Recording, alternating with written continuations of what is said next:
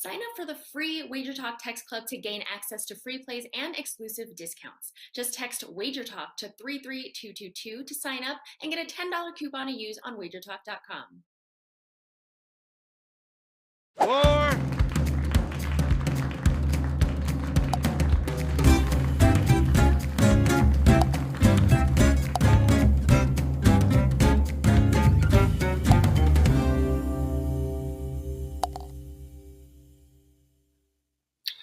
Hello, everyone. It's tea time. That time of week again. Another golf event on the horizon. This week we have the Genesis Scottish Open, a first-time PGA Tour event, but a long history with this event, as it's always played to get the guys ready for next week's Open Championship final major of the year. With me this week, as always, Andy Lang of WagerTalk.com as my co-host. Andy, my friend, exciting times. One more major left. Guys over across the pond this week, getting ready. How are you doing, my friend? Doing great. We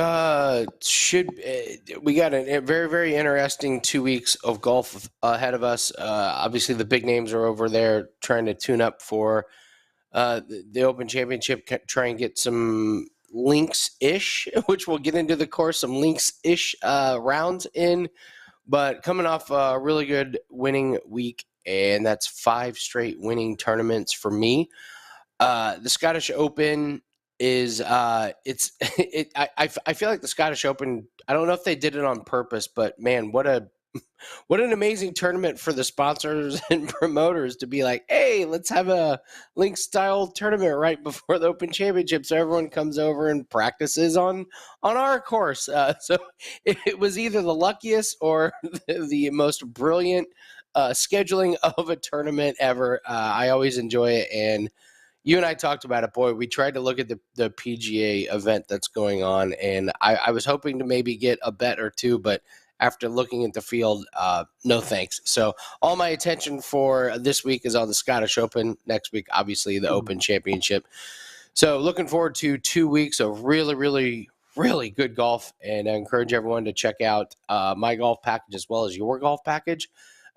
You and I have both been doing really, really good, so feel like we're giving out a lot of really good winners, and we've been profitable. So should be good 2 weeks. How was your last week, and how are you doing this week? Yeah, well, first of all, you must be referring to the exciting Barbasol Championship, the alternate field event this week. And if anybody is interested, I do have a free play up. Basically, it's just a list of the outright kind of model projections that I would choose for this week. It's I'm not just personally a going to be list. wagering on it. But it's a list of 5 guys. I have a free list. You know which 5 guys it is, Andy. You know which 5 guys it is.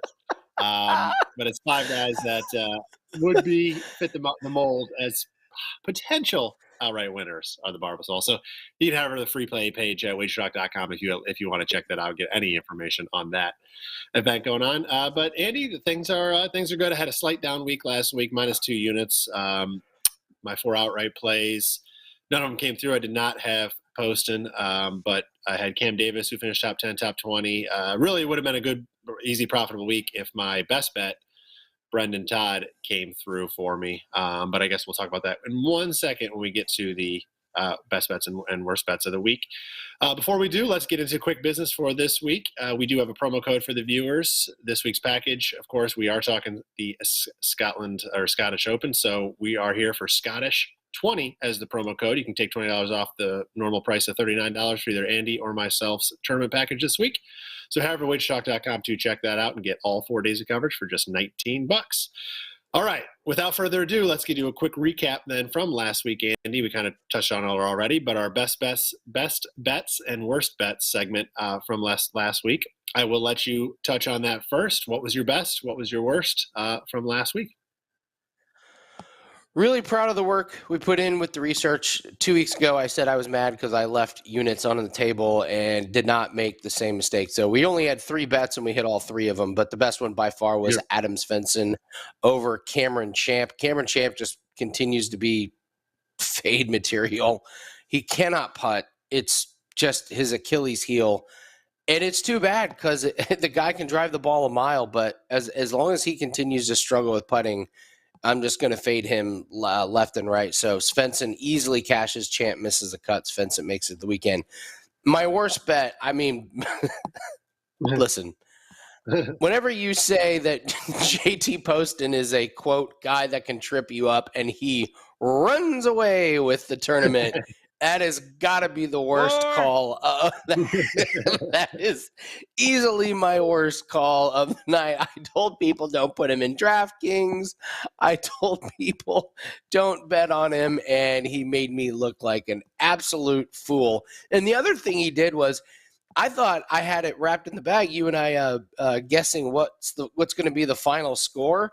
And after he shoots -9, I'm thinking, oh, I got this. I guess 25 under. You're 22 under. I think I have this in the bag. And instead, he just slows down on Sunday, as there was no need for him to even go pin hunting. He just at that point he was shooting par golf. So this is probably my worst call of the year, is saying JT Poston is a guy that can trip you up and he runs away. But 3-0 for myself and for clients. I'm never going to be upset about that. But yeah, JT Poston is one that I'm going to look back and laugh at for a while. What about you? Listen, 3-0 is obviously always a good week, and 5 straight profitable weeks is awesome, Andy. So keep it up, even if you made the wrong call on your guys that can trip you up with Poston this week. But I always say it. I'm always here to defend you. It's tough to pick, guys to fade. It's very easy to find a reason to bet on, at least 25 guys in the field, the top guys. But to find reasons not to bet on one of those top 25 guys is very difficult. So I commend you for at least doing it. And usually you're pretty good. So, one event. I'm sure the other guys that you mentioned, to avoid last week, I'm sure one or two of those ended up being pretty good bets to avoid as well. So keep it up. You always do well with that. I kind of alluded to it before, but my outrights I did not cash, but 3 of the 4 I chose did cash leaderboard backup bets. So I had Cam Davis, top 10 and top 20. That was plus 450 and plus 220 respectively. So that was a nice profitable day with Cam Davis.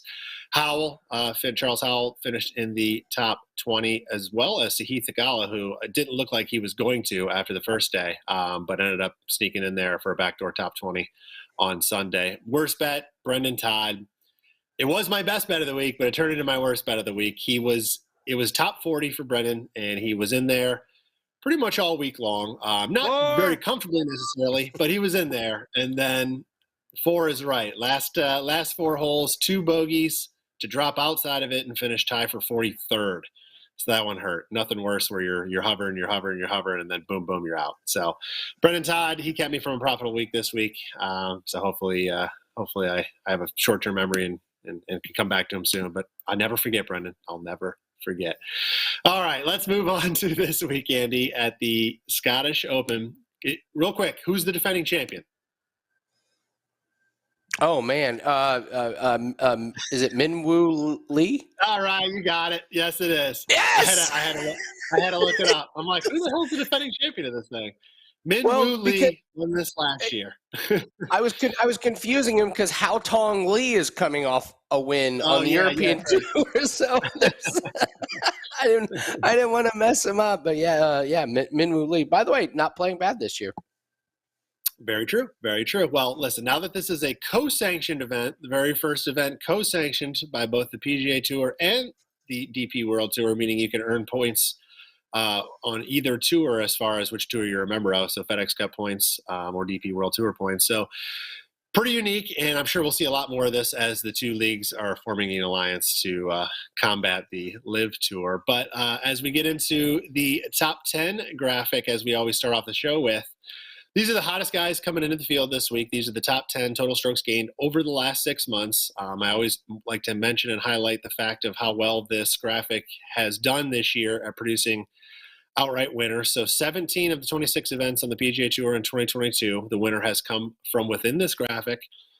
Last week, before the show, Andy and I were discussing, and I kind of had an aha moment of narrowing it down a little further. So there's 10 guys on here. It's hard to bet 10 guys to win your outrights every week. That's going to cut into your ROI, considering some of them, like, ROMs and JTs and stuff, are usually posted at 10 to 1 or 12 to 1. So if one of those win, you're not cashing a lot. So, but picking 4 or 5 guys is a profitable strategy. And when I looked closer at it, the guys ranked between number 3 and number 7 had produced only 2 less. So only somebody ranked 1 and 2, and 8 through 10 have won 2 out of those 17 outrights this year. So 15 outright winners have come on this graphic between number 3 and number 7.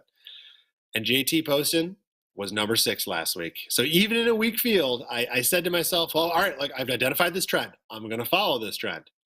I then did not follow the trend because I said to myself, oh, it's a weak field. You know, these guys don't have the consistency like the big names to make this thing come true. And of course, like as you mentioned already on your worst bet of the week, he was wire to wire, no doubt. So it's hard to ignore it, but the guys right here in that sweet spot, you can look at the graphic and clearly see who that is. But we're looking at Fitzpatrick and I'll mention Xander. They're both coming off wins in their last start. Rahm, Willie Z, and Cam Smith all right there. So it's a pretty strong field. You look at the total top 10 in general, it's all the big names. So I'd be very surprised if one of these guys does not win this week. You always wonder how they're going to do as far as a week prior to a major, you know, how much are they going to be trying to win this event versus just really fine-tuning their games. But still, with as deep of a field it is, it's hard to look past, you know, any of these top 10, 15 guys in the field. So this is your top 10. I put a couple notables on there: Sam Burns, Colin Morikawa, Jordan Spieth, as they've been playing better in the last 3 months than their last 6-month numbers. So I mentioned them, as well as they'll likely, especially Spieth, will be probably likely get a lot of attention this week, as he usually does on any type of a link style course. So that's our top 10 graphic for this week. Let's talk a little bit about the course and field, the Renaissance Club, Andy. So I'll let you take it away. What should the viewers know about course or field this week? Well, I call this a links-ish type course. I don't think it's a true representation of what we're going to see next week. The course, this huge plot of land was, I believe it was a pine tree forest, and they just put a golf course there. So you're going to see some similarities to next week, but not a ton. It's going to play much easier. The greens are pretty big and easy to hit. As always, check the weather. We're recording this Wednesday morning. I would just wait until Wednesday, I guess midday in the U.S. on Eastern time, but just wait and see what the wind is going to do, because the winds can change quite a bit. It looks like it should be okay, calmish. It looks like the calmest day might be Sunday. You may have some winds on Thursday, Friday, and Saturday, but as of now, I don't see a tee time that is easier or harder than the other. So it's pretty straightforward. The course doesn't offer a whole lot of defenses. I guess maybe some trees on the outside, but if the wind is calm and the guys can manage it, expect a pretty low score. I would expect in the mid-teens, late teens. Obviously, all the big guys, big names come over and try and tune up and get ready for next week. One thing that I think's a little bit of a common misconception is they want to play a course that's similar to the Open Championship. I actually think when they come over here, it's a little bit more to get their bodies on the time schedule. Anybody that's traveled, anybody that's gone from the U.S. to Europe, it takes a few days to get your body just used to the sleep schedule. So I think that has a little bit more to do with it than the actual style. So it's a fun tournament. It's really cool the week before the major to see all the big names, but don't expect a real difficult task for these guys. And you're going to see kind of some skewed numbers with greens and regulation because these greens are so big. So it's really more about proximity to the pin on these approach shots, because there's going to be a lot of guys that hit a lot of, quote, hit a lot of greens, even though they may be 70 feet away from the hole. So a hot putter and good approach shots are going to be key to winning this thing. But once again, the big names are going to do well, but we see with, Minwoo Lee winning, these guys are not really interested in dominating the Scottish Open. They're looking more towards next week. So should be an easy course, a lot of fun. I expect a lot of big names, but it's a great week to fire away at a long shot or middle of the road, guys. Shout out to Dustin and Sean in the chat. Dustin was just saying, might be a really good week to add a 28-1 or 30-1 shot to his card. I think it's a really good course for that. So, Nick, what's your takeaway on this course? Yeah, definitely going to be, the toughest part is trying to figure out, of the big names, which guys are really going to, be there for the for the tournament actually look to win this thing. I guess it'll all depend how they get started. If somebody starts off with a low round on Thursday, chances are they're going to push for the win. But if they're kind of just ho-humming it that first day and into Friday, they may not, put a lot of effort into it. So it's possible you could look at seeing, live after round one or in the middle of round one how guys are doing and look to take an outright that you liked or didn't like, I guess you could say, before the tournament and try to grab them somewhere in that first round or after the first round and see how they do. But takeaways for me on the course, you kind of mentioned it. There are a lot of trees actually where this course was built. A lot of them, most of them were moved obviously to build the golf course, but there's still several on the course, pines and sycamores, that do defend some tee shots and do defend some approach shots. So a little different as far as a link style course. I'm glad you air quoted that when you talked about the link style course, as you call it this week, because it is a little different than we're used to seeing. The weather, you mentioned it. If today was the first round, boy, would this be fun to watch. It is supposed to be 50-mile-an-hour wind gusts today. That's Wednesday. Yes, last night going into today, the grounds crew was watering bunkers, Andy, just to keep the sand from blowing out. They wanted to keep the sand from blowing out. So before dawn or before dusk last night, they were watering bunkers. So that tells you how windy they were expecting things to be. I honestly don't know if many players will get out today, because you have to wonder how much that's really going to be helping them come tournament time. The winds, as far as Scottish standards goes, are calm this week, but it is still 15, 20 mile an hour pretty much all 4 days. And if this was in the States, we would definitely be talking about it. So it'll still be a factor, but not nearly as much so as it could be like if they were playing today. So if you look at the history of the tournament as far as winners go, there's been 3 years now, so this is the 4th year at this club for this. So you have a little history, a little something to look at as far as people that have played here before. I will caution and say the 2020 version was right after COVID. No PGA Tour players were in the field because of the travel restrictions in place. So do pay attention to that and look at maybe make an asterisk if you're looking at history there. But last year, and in 2019, you can take a look at and see guys that, like Matthew Fitzpatrick was runner-up and was in the playoff last year. It's also worth noting that all 3 editions have gone to a playoff, so maybe that's a prop you want to look at this week. But 7,300 yards for the course, par 71. The layout doesn't really matter for the tournament, but it is rerouted. They don't, the members play it a certain way. The tour guys are going to play it a completely different way because of the split tee. They're going to start guys on 1 and 10, and 10 is like this very difficult driving hole right along the coast, and they don't want to make that their first hole, so they somehow made that 13. So the routing of the course, not that it necessarily matters from a betting angle, is a lot different. Just wanted to throw that out there. So it'll be very interesting, like I said, to see who's going to show up this week. I still do think one of the big names will end up winning this thing, just because even if they're not really interested in winning it, one of them's probably going to get off to a good start and then go ahead and put the pedal down and try to win the damn thing. So, Andy, let's get into our bets for the week. I mentioned, my strategy this week is going to be to really get into that sweet spot of those 5 guys that have seemed to just produce outright winner after outright winner, 15 this year, which is that top 10 strokes graphic. And right there in the middle of it, while no doubt Jon Rahm wants to win next week at St. Andrews, this course just seems designed for him. And I think with him in the field, I have to feel like he's not a guy that I feel like is just going to show up and be okay with playing 2 days and getting out of there.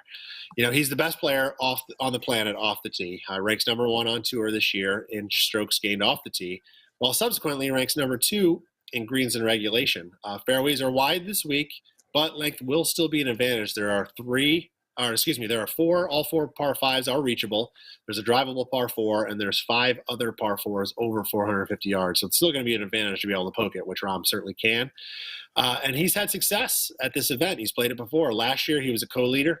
After 36 holes, he ultimately settled for solo 7th, 2 shots back of that playoff. He also has finished as a tie for 11th and tie for 3rd in the last 2 Open Championships, and while he's finished top 12 in each of the last 2 starts here on the tour. So he's trending in the right direction after some earlier struggles this year, and I definitely think he's going to be in contention come Sunday. So I like Jon Rahm. He's of the favorites, the 3 guys, Scotty Scheffler, JT, and Rahm. They're all listed out 12-1. Rahm is the one I circled this week. So not a long shot by any means, but if you're looking at one of the top guys, Rahm is my recommendation. Andy, let's go to you. we talked about your segment already, guys that can trip you up. Let's start there. Who are you looking? You got a lot of big names to choose from, so I'm very interested to hear who you're going to be avoiding this week. Well, I even talked about how I didn't leave units on the table. Man, Webb Simpson was the number one guy we said that can trip you up. He didn't even make the cut. He was the betting favorite and didn't even make the cut. I'm a little bummed I didn't have a bet against him, but I feel like that was a pretty great call. Okay, so yeah, guys that can trip you up. These are guys that I think people will gravitate to, that you want to put in your DraftKings lineups, that you want to make bets on outrights or head to heads. And I have some red flags on these. So I'll start with the first one. Hideki Matsuyama, he's not that great at links golf. He hasn't played the Open Championship a whole lot. Didn't play it the last 2 years. And the 2 previous years he played the Open Championship, he missed the cut. And his stats are pretty good on the PGA Tour. He's consistent. We know he has the Masters win. He's only played this tournament one time, and he missed the cut in 2018.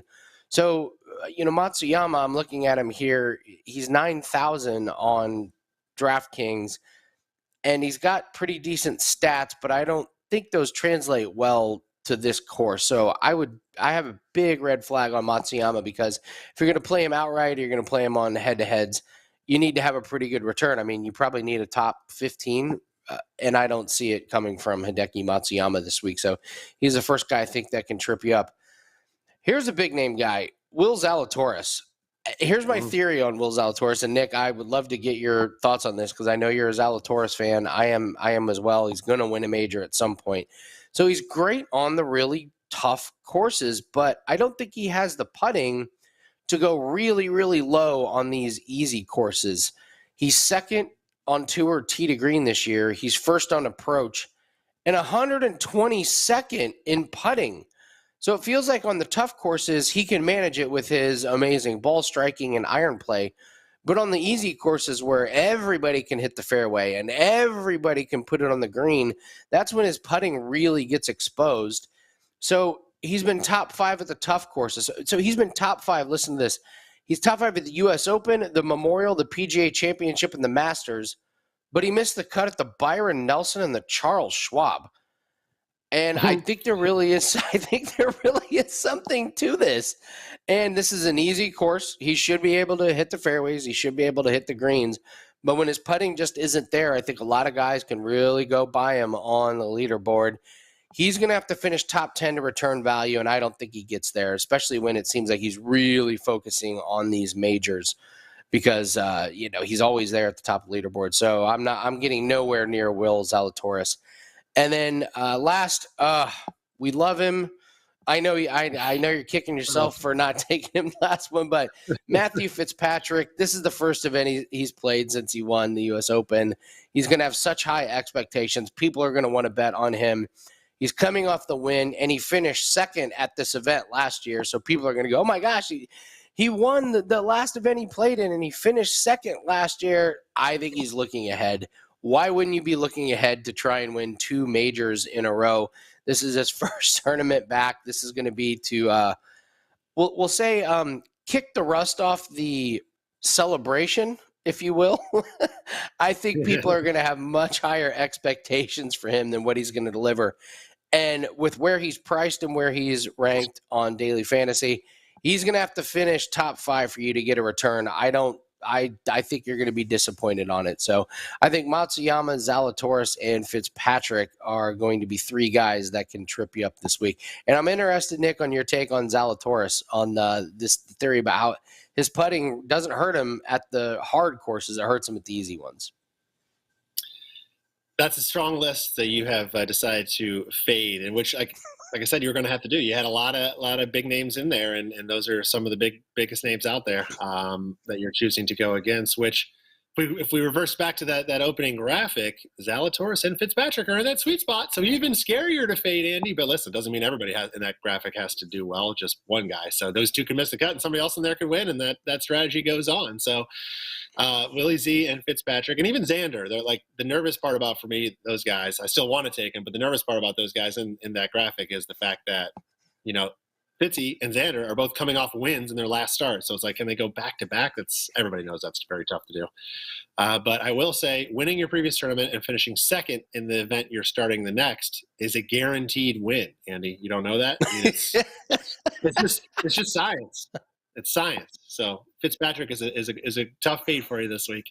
Willie Z, to answer your question, I 100% agree. I mean, and even Rahm's been very vocal about it for his own game. When you get courses that you're shooting 20 under par, it doesn't separate the best in the world enough, right? Because even some of the mid-tier guys are going to be able to play well on the courses that aren't that challenging. And it is just a putting exhibition. It's the guy who's going to, because everybody's going to be in play, it's the guy that's got the hottest putter for 4 days is going to end up winning that thing. But when you get to those major venues or any other tough venue, that's where you see the separation. That's where you see the biggest names. And that's why you see at the majors, the biggest names rise to the top in the toughest conditions, because their tee to green game is better.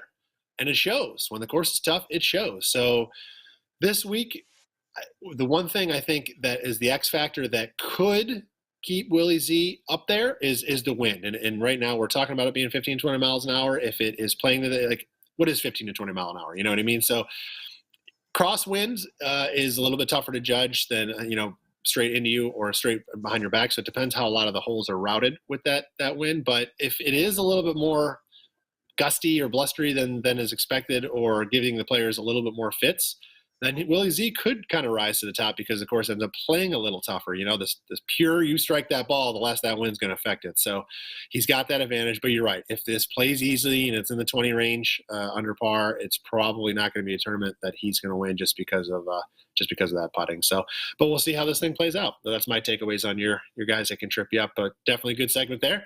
I will move into another outright I'm looking at this week, Andy, and that is not one, honestly, that I'm thrilled about because of the fact. So I want to make this bet because I think I've just kind of discussed this before. When one of the big name guys starts to fall off a little bit, right? You finally start to get some value back to that guy. To me, that's Cam Smith, and we've talked about him the last few weeks after his Masters run, which, I mean, he didn't win, but he won prior to that and then had a great finish at the Masters. He's kind of fallen off a little bit. And his last two starts, he missed the cut at the U.S. Open. We know that. That course was never going to be a course that he was going to play well at. That's just not his game. And he finished 48th at the Canadian Open before that. But like I said, that's one of the reasons I like him. His price has dropped accordingly. He's now 30-1 this week. And we haven't seen him, the Players Champion, at 30-1 in quite some time. So I think there's some value there in starting to look at him. His driver has definitely been his Achilles heel, but his approach game is second to none. I say that with an asterisk because technically he is second to Willie Z, but it's a figure of speech, whatever. But when his putter is hot, as we mentioned this week, could be that factor. He's tough to beat. Cam ranks number 1 on tour in birdie average and number 5 in scoring average, thanks to being the number 1 putter per green in regulation on tour this year. So if he can avoid trouble off the tee, which a little bit wider than usual fairways, hopefully he can. I expect his irons are going to set him up with plenty of chances, and let's just hope for a hot putter. If he gets a hot putter, I mean, that's his game. When his putter's hot, he is going to be right there. And I like his price this week, so I think Cam Smith has a decent chance to make a run back. And listen, he needs something. He needs something, some sort of motivation or some sort of, confidence builder for next week at the Open Championship. So I think he's going to play well this week. I think 30-1 is a good price on Cam Smith. So that's my other outright for the week. Andy, let's look to your DraftKings darlings. Who are those low-price guys you are going to be circling this week for DraftKings? An amazing week for DraftKings. I expect to cash not one, but multiple lineups, as I think if you dig deep, you can find some really, really good players because you have this mix of the European Tour, the PGA Tour guys coming over. But my lineup last week wasn't terrible, but listen, my opponent had JT Poston and I did not, and that was all she wrote. Yeah. We had the exact same amount of guys make the cut, and I just didn't have a chance. So if you had Poston in your lineup, congratulations, you cashed. I did not, even though I had a pretty good lineup coming in. So let's do our best bet DraftKings darlings and the best lineup. I'm going to start with Alexander Bjork. He is only 6,700. This guy's made the cut in 8 out of his last 11 tournaments on the European Tour, and he's had 4 top 25 finishes in his last 5 tournaments. Bjork has played here the last 5 years, and I know it's not all in the same course, but he's made the cut every single time at the Scottish Open. He's never missed the cut. And he's finished top 26 in 3 out of the last 4 years. So I'm getting a guy that is a made cut machine on the European Tour. He's got upside as he's finishing top 25, and he's never missed a cut at Scottish Open. I only get him for 6,700. This is a no-brainer as one of my best players for my DraftKings lineup. And then I'm going to go with a Molinari, but it's not Francesco Molinari. It's Eduardo Molinari. 8 made cuts in a row for this guy, and he's only 7,000. 4 straight top 25 finishes. He's made the cut 3 tourneys in a row at the Scottish Open, and he finished 18th last year. And when I say 18th last year, this was 2021, where the big name guys were here. So this was not the watered down field. So Eduardo Molinari is flying under everyone's radar, and he should be in your DraftKings lineups. And then we had someone mentioned this guy in our chat room, Aaron Rai, at 7,400. This guy's made the cut in 8 out of 9 tournaments. Here's his last 4 finishes at the Scottish Open: 9th missed cut, win, and 35th. So I have a lot of upside with Rai. He's been doing good this year. He's coming in great form, and he's got good course history here. So Aaron Rai at 7,400 is a no-brainer for me. So Bjork, Eduardo Molinari, and Rai are going to be my DraftKings darlings. And what I'm going to do with these is I'm going to throw Lucas Herbert, who is kind of he's only 7,600. Lucas Herbert was 9th last week, and he's finished 4th the last 2 years at the Scottish Open. And so when I use these lower price guys, I have enough money to put Xander Schauffele and John Rahm in my lineup. So my final lineup is going to be Bjork, Eduardo Molinari, Aaron Rai, Lucas Herbert, Xander Schauffele, and John Rahm. I expect to cash that one. I've got it in a head-to-head, as well as some of the bigger tournaments with higher payoffs. So that's my best lineup. I feel like there's a lot of value in daily fantasy. So if you're a daily fantasy player and you know how to do your research, you should be able to cash. This should be a really profitable week for really good daily fantasy players. Aaron Rai I've liked for a while. He's a good matchup or a leaderboard guy. He always tends to perform pretty steadily. Bjork, I swear that guy just was my bagger at the grocery store last week. That's what his image looks like. His picture looks like. I couldn't pick him out of a lineup when he told his name. I know his name, but I couldn't tell you what it looks like. But I swear he just checked me out of the grocery store last week. But so did Kurt Warner, right? So can't say anything about that. JJ Watt too. JJ Watt too. Yeah, that's right. That's right. So see, it's not a bad thing. Let's move on to you know our what? best segment. I'm going to go play for jobs there. I feel like it's got upside. It is like a precursor to being a dominant athlete of some kind. Be a grocery bagger. Love it.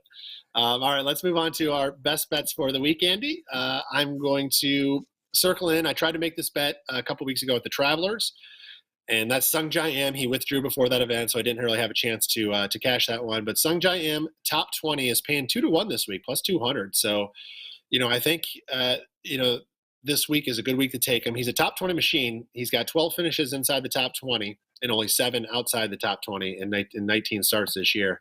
His last start was the U.S. Open, which was a rare miscut for him. But in his only other 2 miscuts this season, he finished inside the top 20 in each of his next 2 starts.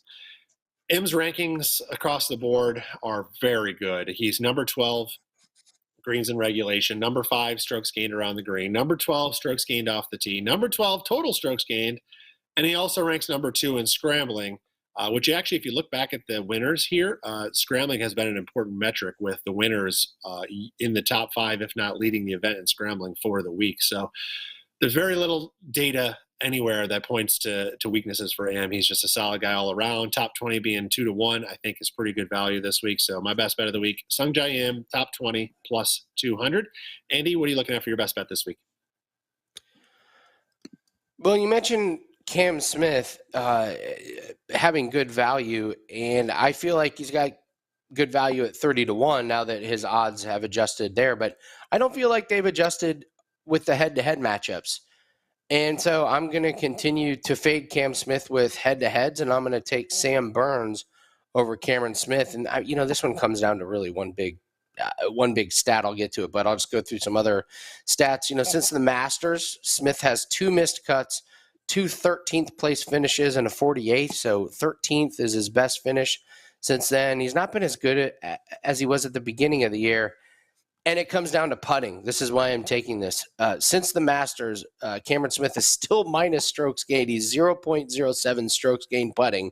Burns, plus 0.97. He's almost a full stroke ahead of Cameron Smith putting. And this is a course that I think both of them should be able to hit the greens. I think the approaches should be pretty similar. But with Burns putting so much better, I just expect him to take advantage a little bit more. The last tournament they played in together was the U.S. Open. Cam Smith missed the cut. Burns beat him by 8 shots on the cut line. And the tournament before that they played in together was the Canadian Open. Burns beat Smith by 14 shots. Burns finished 18th here last year. Smith has only played in this tournament once. That was 4 years ago. Don't even think it was the same course where he finished 42nd. So the putting is the biggest thing on this matchup for me. Burns has been really good. And his upside, man. We've gone over it a couple weeks in a row. Burns is either going to finish in the top 20 or he's going to miss the cut. So if the putter gets going, as I expect it will, I expect Burns to be near the top of the leaderboard. And I expect him to take care of business head-to-head against Cameron Smith. So my best bet, Sam Burns over Cam Smith.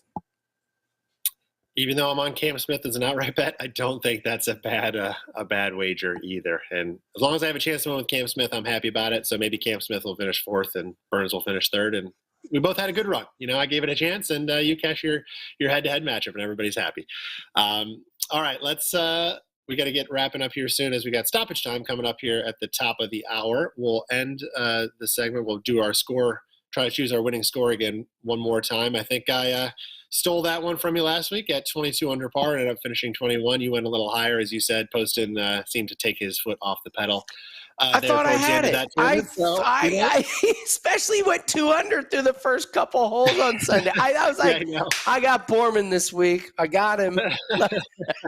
Yeah, then he just parred everything after that. He shot 9 under on Thursday. I was like, I got no chance. But 4 days, it's tough to keep going. So, all right, Genesis Open, Genesis Scottish Open. The wind is the X factor. I think it might be a little bit more of a factor than people are giving it credit for this week. I'm going to go 17, Andy. I think that's the winning score that's going to get it done. So 17 is my number. What do you think? You're going to go that is. I think that's right in the wheelhouse of where I expect it. You're right. Wind can be a little bit of an issue, and I think one round of wind can affect it. I also don't see quite the motivation for the big names. I am going to go slightly lower. I said it was going to be in the mid-teens. I will go just a little bit lower at 13 under. 13 under. Okay. All right. Let's good luck to you there. We'll see how this thing plays out. Let's wrap this show up, Andy. We have a promo code reminder for the viewers. Scottish20 this week is that code. Grab Andy or myself's tournament pack this week for $20 off. Normally priced at $39. Get it for just $19. So you head over to WagerTalk.com to check that out. All 4 days of coverage. Definitely worth the price of admission.